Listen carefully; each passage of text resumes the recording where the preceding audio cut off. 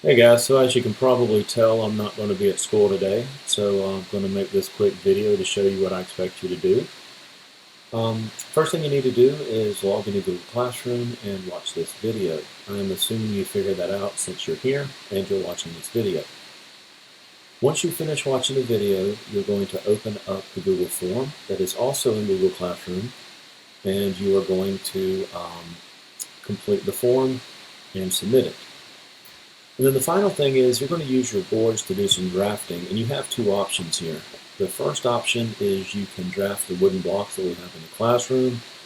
The second option is that you can draft this PDF that I gave you here in Google Classroom. So you can open it up, and all of the features that you need are located here for you.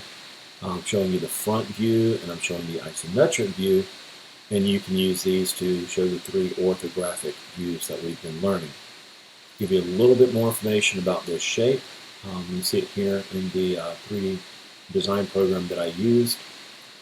From the front, these are two holes. The dimensions for the holes are given in the notes.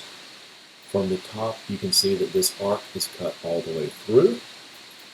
And if we go back to our isometric view, that'll look like what you see in the picture. So I'll give you your isometric view right here.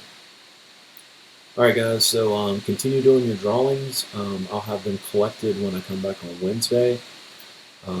Be sure that your lines are clean, that you're using your erasure shields to give yourself nice crisp edges. Don't forget to put the arrows on your dimension lines. Have a good time and be sure to challenge yourself.